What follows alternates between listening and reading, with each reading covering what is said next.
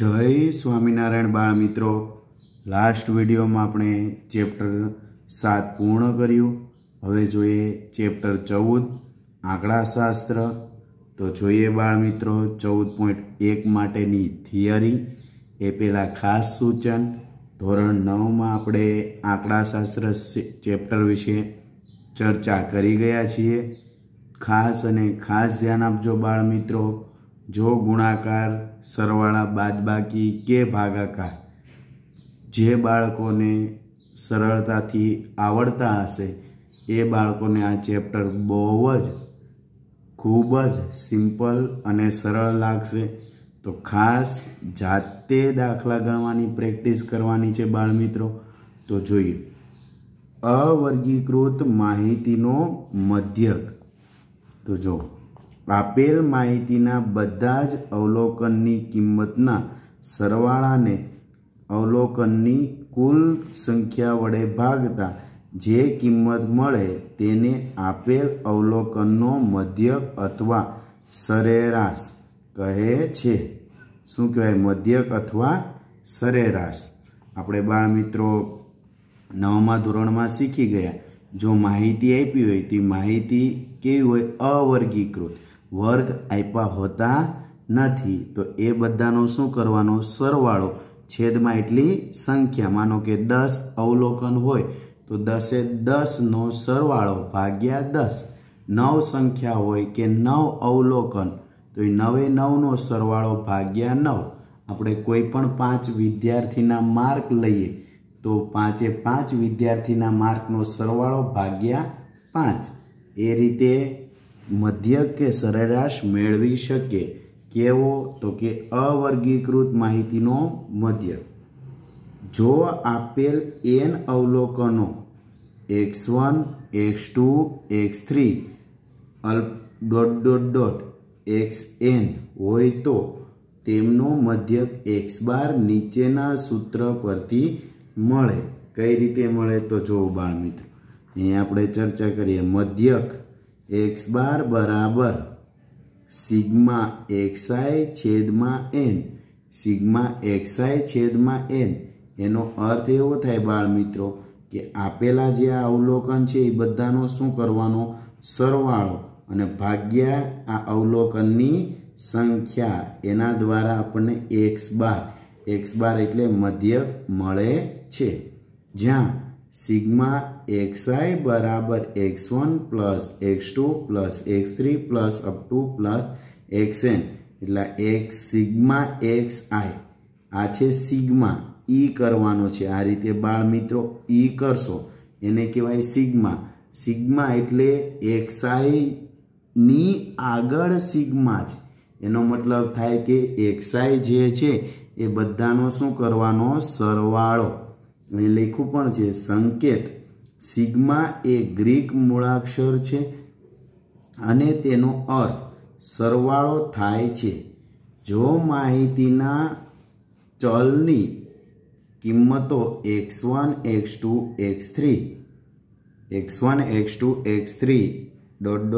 xn नी आवृत्तिओ अनुक्रमे f1 f2 f3 fn होय तो माहितीनो मध्यक नीचेना सूत्र परथी मळे छे। मध्यक x बार बराबर f1 xi plus f2 x2 f1 x1 plus f2 x2 plus up two plus fn xn भाग्या f1 plus f2 plus up two plus fn। एटले कोई पण माहिती होय ए चलनी किंमत एनी आवृत्ति आपी होय तो ए आवृत्तिनो मध्यक मेळववानुं आ सूत्र छे। तो नीचे सूत्रने आ रीते लखी शकाय। x बार बराबर सिग्मा i बराबर 1 to n fi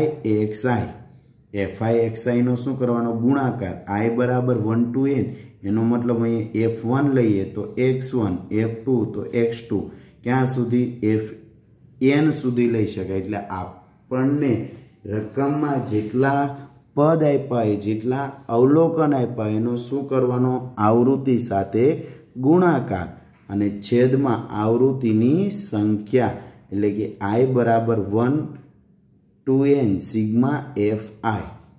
આ સૂત્રને ટૂંકમાં x બાર બરાબર સિગ્મા fi છેદમાં સિગ્મા fi તરીકે પણ લખાય છે, જ્યાં માની લેવામાં આવે છે કે i ની કિંમત 1 થી n સુધીની છે। i ની કિંમત ક્યાં સુધી લેવાની? 1 થી n સુધી, એવું આપણે શું કરીએ? માની લઈશું। ત્યાર પછી બાળ મિત્રો ખાસ સિગ્મા fi ને આપણે n વડે પણ દર્શાવી શકશું, એ દાખલામાં જોઈશું। આગળ ચર્ચા કરીએ તો જો હવે આવી વર્ગીકૃત માહિતી, અત્યાર સુધી હતી અવર્ગીકૃત માહિતી, હવે વર્ગવાળી। વર્ગીકૃત માહિતીનો મધ્યક। વર્ગીકૃત માહિતીમાં માહિતીને વર્ગોમાં વહેંચવામાં આવે છે અને જે દરેક વર્ગની આવૃત્તિ અનુરૂપ આવૃત્તિ આપેલ હોય છે। વર્ગો બે પ્રકારના હોય છે। કેવા હોય? બે પ્રકારના, એક સતત વર્ગ અને એક અસતત વર્ગ। તો ખાસ અહીંયા ધ્યાન આપો, જો આ બાળ મિત્રો આ વર્ગવાળી માહિતી થઈ, 0 થી 10, 10 થી 20, 20 થી 30, એ વર્ગીકૃત માહિતી થઈ। હવે વર્ગીકૃત આને પણ કહેવાય 1 થી 10, 11 થી 20, 21 થી 30, પણ અહીંયા ઉપર આપી છે એ સતત, આ જે છે એ અસતત। સતત એટલે જો 0 થી 10, પછી સીધું 10 થી 20, 20 થી 30।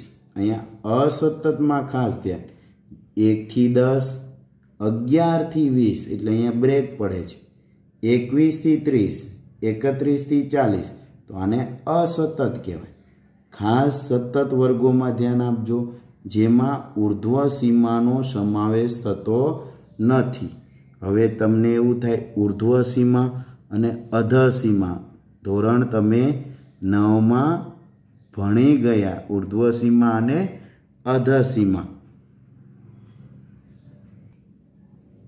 બાળ મિત્રો આપણે ચર્ચા કરતા હતા ઉર્ધ્વ સીમા, તો ઉર્ધ્વ સીમાનો સમાવેશ થતો નથી, એટલે કે અહીંયા જે આ 10 છે એ 0 થી 10માં ન આવે, એ ક્યાં આવે? 10 થી 20માં। હવે 20 છે તો એ ક્યાં આવશે? 20 થી 30માં। 30 છે તો એ ક્યાં આવશે? 30 થી 40માં। ક્યારે એવું જોવાનું? તો કે સતત વર્ગો હોય ત્યારે। અસતત વર્ગોમાં એવું હોતું નથી, કારણ જો 1 થી 10, 11 થી 20, 21 થી 30 ને ઉર્ધ્વ સીમાનો સમાવેશ થાય છે। 1 થી 10માં 10 આવશે, 11 થી 20માં 20 આવશે, પરંતુ અહીંયા સતત વર્ગમાં 0 થી 10માં 10 નહીં આવે, એ ક્યાં આવશે? 10 થી 20માં। ત્યાર પછી 20 ક્યાં આવશે? 20 થી 30માં। તો સતત વર્ગ અને અસતત વર્ગોમાં આ ખાસ ધ્યાન આપજો।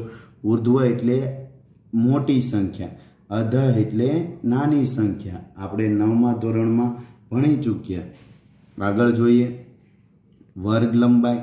કોઈ પણ વર્ગના ઉર્ધ્વ સીમા બિંદુ અને અધઃ સીમા બિંદુ વચ્ચેના તફાવતને તે વર્ગની વર્ગ લંબાઈ કહે છે।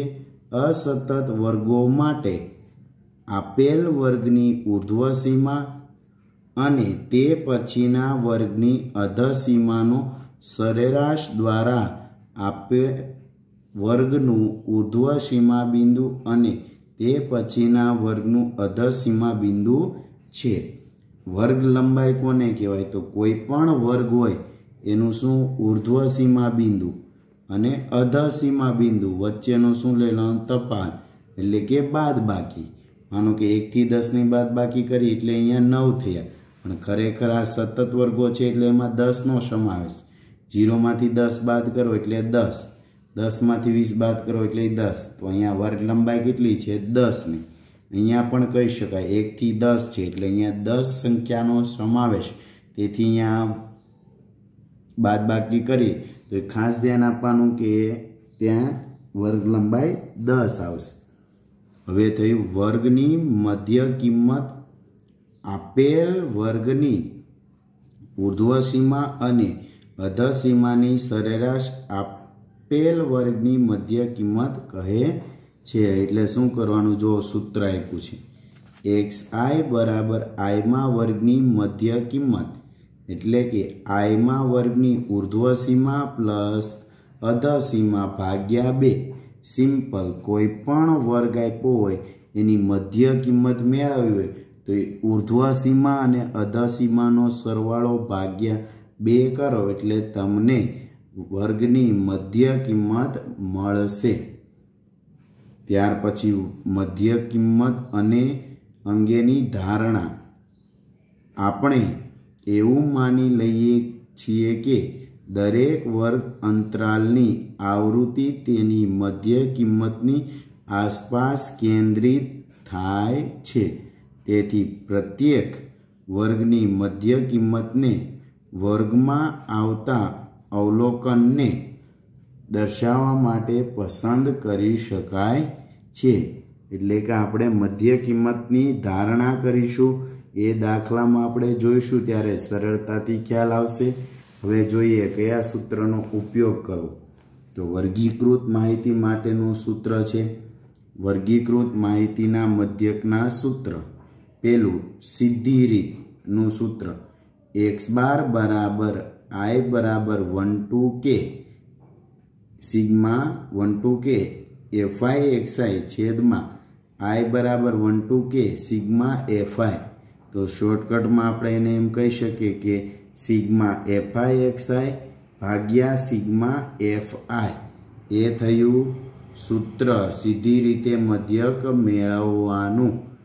આ આપણે 9મા ધોરણમાં શીખી ગયા સૂત્ર વિશે, જ્યાં x બાર બરાબર મધ્યક, fi બરાબર આઈમાં વર્ગની આવૃત્તિ, i બરાબર 1 થી k, xi બરાબર આઈમાં વર્ગની મધ્ય કિંમત, i બરાબર 1 થી k, સિગ્મા fi બરાબર n બરાબર કુલ આવૃત્તિ. એટલે જો અહીંયા ધ્યાન, સિગ્મા fi ને શું કહેવાય? n. એટલે અહીંયા છેદમાં સૂત્રમાં આપણે n લખીએ તો પણ ચાલશે.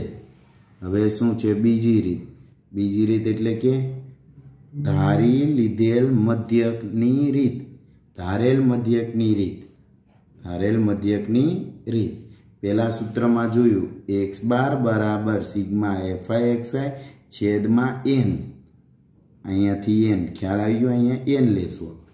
ત્યાર પછી x બાર બરાબર a plus sigma fi di. હવે અહીંયા x i હતું તો ત્યારે અહીંયા a નહોતો, હવે આ a આપણે ધારી લીધેલો એટલે સિગ્મા fi di છેદમાં સિગ્મા fi, જ્યાં x બાર બરાબર મધ્યક, a બરાબર ધારેલ મધ્યક કે જે કોઈ પણ શૂન્યતર કિંમત હોઈ શકે. કોઈ પણ શૂન્યતર કિંમત હોઈ શકે. શૂન્યતર કિંમત હોઈ શકે, પરંતુ સગવડ ખાતર કોઈ એક xi ની કિંમત, એટલે xi જે હશે એની કોઈ એક કિંમત આપણે ધારવાની થશે. એ પણ આપણે દાખલામાં જોશું એટલે ખ્યાલ આવશે. જો di મેળવવું હોય, પહેલાં શું હતું? xi. હવે xi ને આપણે di માં રૂપાંતર કરવું છે તો એનું સૂત્ર di બરાબર xi માઇનસ a. પ્રત્યેક i માટે, બધા જ i માટે. હવે fi બરાબર આઈમાં વર્ગની આવૃત્તિ, સિગ્મા fi બરાબર n બરાબર કુલ આવૃત્તિ. કુલ આવૃત્તિ. આગળ જોઈએ ત્રીજી રીત, પદ વિચલનની રીત. જો જ્યારે વર્ગ લંબાઈ સમાન હોય, વર્ગ લંબાઈ કેવી હોય? સમાન, બધાની વચ્ચેનું અંતર સરખું હોય બધા વર્ગ વચ્ચે, ત્યારે પદ વિચલનની રીત માટે x બાર બરાબર a plus sigma fi ui છેદમાં n ગુણ્યા h. એ તો હતો ધારેલ મધ્યકની રીતમાં, ui હતો અહીંયા. ત્યાં ધારેલ મધ્યકમાં અહીંયા શું હતું? di. તો di હતું ત્યારે અહીંયા ગુણાકારમાં h નહોતો. અહીંયા ui લખ્યું એટલે ગુણાકારમાં શું આવી ગયું? h. કારણ વર્ગ લંબાઈ કેવી હોય? સમાન. તો જો જ્યાં x બાર બરાબર મધ્યક, a બરાબર ધારેલ મધ્યક, h બરાબર સમાન વર્ગ લંબાઈ, ui બરાબર xi માઇનસ a છેદમાં h. આ ખાસ ધ્યાન આપજો. એ ક્યાંથી ધારવાનું? XI માંથી, પછી XI માંથી એ બાદ કરીએ ભાગ્યા h, એટલે વર્ગ લંબાઈ કેવી હશે? સરખી. એના વડે ભાગાકાર કરીએ તો પ્રત્યેક i માટે ui આપણને મળશે. fi બરાબર i માં વર્ગની આવૃત્તિ, સિગ્મા fi બરાબર n કુલ આવૃત્તિ. તો 3 સૂત્ર જોયા બાળ મિત્રો. પહેલું સૂત્ર x બાર બરાબર સિગ્મા fi xi છેદમાં n, સીધી રીત. બીજું સૂત્ર ધારેલ મધ્યક x બાર બરાબર a plus sigma fi di છેદમાં n. ત્રીજું સૂત્ર પદ વિચલન x બાર બરાબર a plus sigma fi ui છેદમાં n ગુણ્યા h. તો અહીંયા બાળ મિત્રો જો પરીક્ષામાં કોઈ પ્રોપર રીત પૂછે કે વિચલનની રીતે દાખલો ગણો તો ફરજિયાત વિચલનની રીતનું સૂત્ર જ મૂકવું પડે. બાકી ત્રણેયમાંથી કોઈ પણ સૂત્ર દ્વારા ગણતરી કરી શકાય છે. તો બાળ મિત્રો આ થઈ 14.1 માટેની થિયરી. જો આમાં ખ્યાલ ન આવ્યો હોય તો ચોક્કસ બાળ મિત્રો મારો સંપર્ક કરજો. ખાસ 3 સૂત્ર યાદ રાખજો. અસ્તુ. જય સ્વામિનારાયણ.